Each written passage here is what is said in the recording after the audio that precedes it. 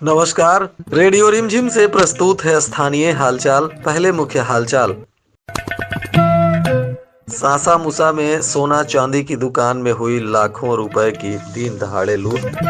सदर अस्पताल में अब टोकन से मिलेगी दवा।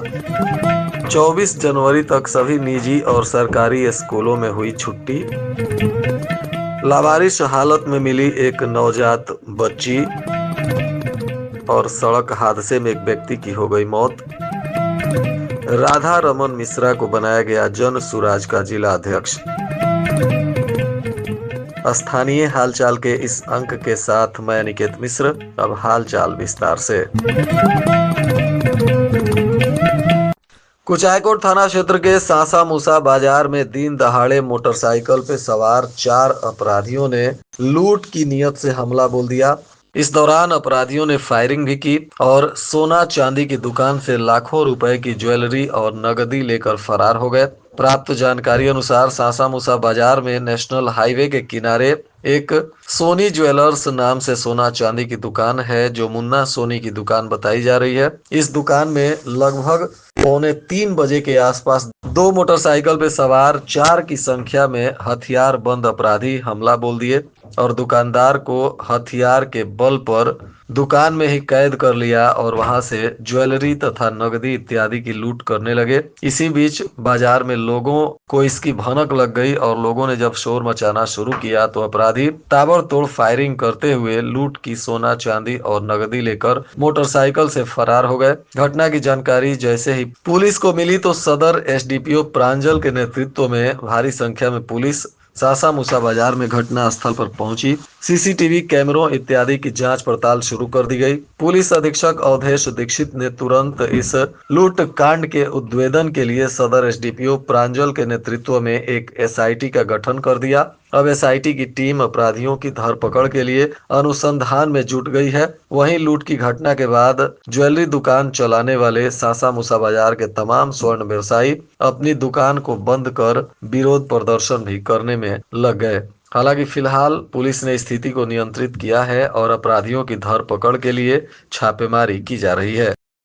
सदर अस्पताल में जहां डिजिटल पर्ची बनाने के नाम पर भारी संख्या में मरीजों की भीड़ पर्ची बनाने के लिए देखी जा रही है, तो वहीं अब यहां दवा की दुकान पर भी टोकन सिस्टम से दवा देने की सुविधा सदर अस्पताल में शुरू की जा रही है। बताया जा रहा है कि ओपीडी में जो लोग डॉक्टर से दिखाएंगे, अगर दवा उन्हें लिखा जाता है तो वे दवा काउंटर पे जैसे ही आएंगे तो वहां एक क्यू मैनेजमेंट सिस्टम के जरिए डिस्प्ले लगाकर वहां से टोकन नंबर बोला जाएगा और जिनका टोकन नंबर वहां से जारी होगा वही लोग काउंटर पे जाके अपनी दवा ले सकेंगे। ऑनलाइन सिस्टम को बढ़ावा देने के लिए और डिजिटली सेवा उपलब्ध कराने के लिए अस्पताल में तमाम तरह के प्रयास किए जा रहे हैं। हालांकि आम जनता को इसका भारी परेशानी झेलना पड़ता है। बहुत सारे लोगों को मोबाइल चलाना नहीं आता है। गरीब तबके के लोगों के पास मोबाइल नहीं रहने के कारण लोगों को कई जगहों पर कतार लगाना पड़ता है। उन्हें भारी परेशानी का सामना झेलना पड़ता है, जिसके वजह से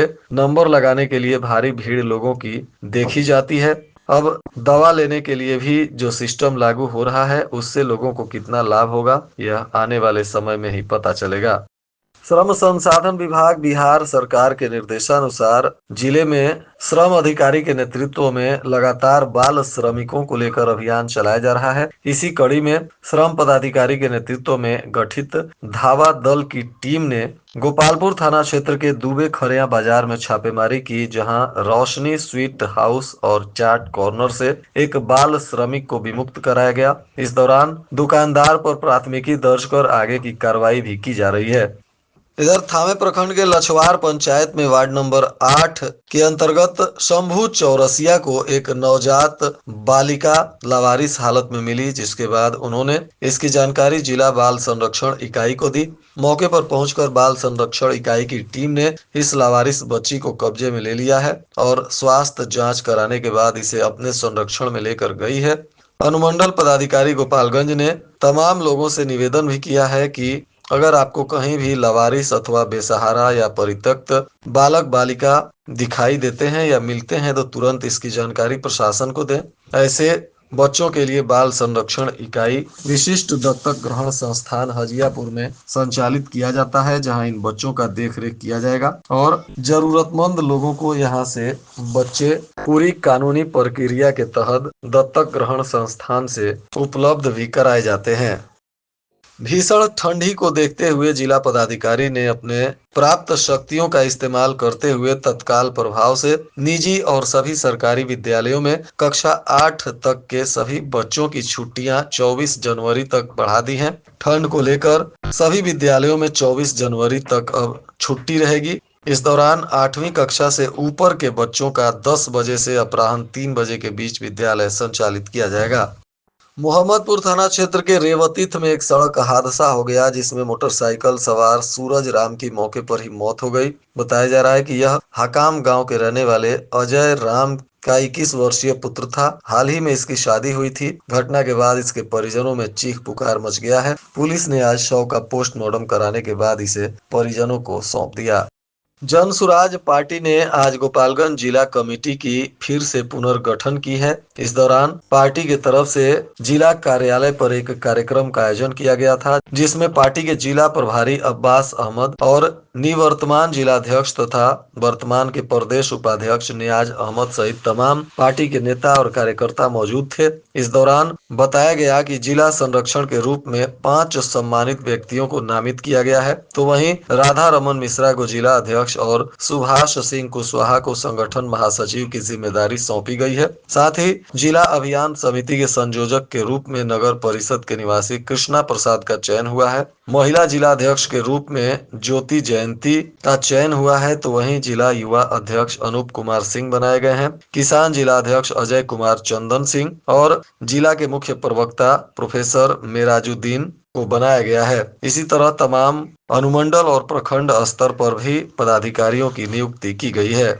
4 दिनों से 102 एम्बुलेंस सेवा के कर्मियों ने अनिश्चितकालीन हड़ताल शुरू किया है, जो आगे भी लग रहा है कि मरीजों के लिए परेशानी का कारण बना है। हालांकि अब तक इन कर्मियों से कोई भी सरकारी बाबू अथवा कोई नेता संपर्क नहीं कर रहे हैं, जिसको लेकर ये हड़ताल पे बैठे 102 एम्बुलेंस सेवा के कर्मचारी काफी आहत हैं। इनका कहना है कि वे अपनी 6 सूत्री मांगों को लेकर अनिश्चितकालीन हड़ताल पर 4 दिनों से बैठे हैं, परंतु अब तक प्रशासन या सरकार की तरफ से कोई भी उनका सुध लेने वाला नहीं है, जबकि उनकी मांगे जायज है। अगर सरकार उनकी मांगों को नहीं मानेगी तो यह लगातार अनिश्चितकालीन धरना चलता रहेगा।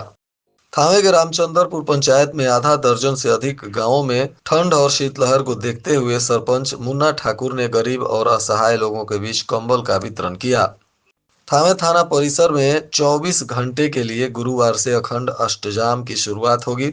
इसकी तैयारी पूरी कर ली गई है। पंचमुखी हनुमान मंदिर का रंग रोगन करके फूलों से सजाया जा रहा है। अष्टयाम के यजमान बनेंगे थानाध्यक्ष।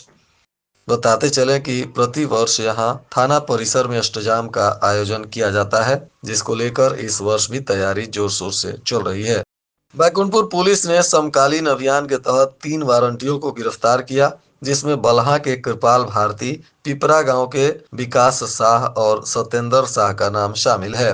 तो वहीं बैकुंठपुर थाना क्षेत्र के सिरसा गांव में आपसी विवाद को लेकर मारपीट हो गई, जिसमें 17 वर्षीय किशोरी रानी कुमारी गंभीर रूप से जख्मी है और इसका इलाज सरकारी अस्पताल में चल रहा है तथा पुलिस मामलों की तफ्तीश कर रही है। इधर जिले के सभी जन वितरण प्रणाली की दुकानों की जांच अब पीडीएस परख ऐप के माध्यम से ऑनलाइन की जाएगी। इसको लेकर पदाधिकारियों ने सभी पीडीएस दुकानदारों को पत्र प्रेषित किया है। बताया जा रहा है कि उपभोक्ता मामले और खाद्य उपभोक्ता सार्वजनिक वितरण विभाग के निर्देश पर आपूर्ति पदाधिकारी सभी जन वितरण प्रणाली के विक्रेताओं को पत्र प्रेषित कर रहे हैं। जनवरी महीने से सभी दुकानों की जांच प्रखंड आपूर्ति पदाधिकारी, सहायक जिला आपूर्ति पदाधिकारी और जिला आपूर्ति पदाधिकारी तथा अनुमंडल पदाधिकारी के द्वारा की जाएगी और यह जांच पीडीएस परख ऐप के माध्यम से एंड्रॉयड स्मार्टफोन से ऑनलाइन भी किया जा सकेगा। और आज के मौसम का तापमान गोपालगंज में न्यूनतम 7 डिग्री सेल्सियस और अधिकतम 18 डिग्री सेल्सियस रहने की संभावना है। अंत में मुख्य हालचाल एक बार फिर। सासा मूसा में सोना चांदी की दुकान में हुई लाखों रुपए की दिन दहाड़े लूट। सदर अस्पताल में अब टोकन से मिलेगी दवा। 24 जनवरी तक सभी निजी और सरकारी स्कूलों में हुई छुट्टी। लावारिस हालत में मिली एक नवजात बच्ची। और सड़क हादसे में एक व्यक्ति की हो गई मौत। राधा रमन मिश्रा को बनाया गया जन सुराज का जिला अध्यक्ष। इसके साथ ही रेडियो रिमझिम से प्रसारित स्थानीय हालचाल का यह अंक समाप्त हुआ। नमस्कार।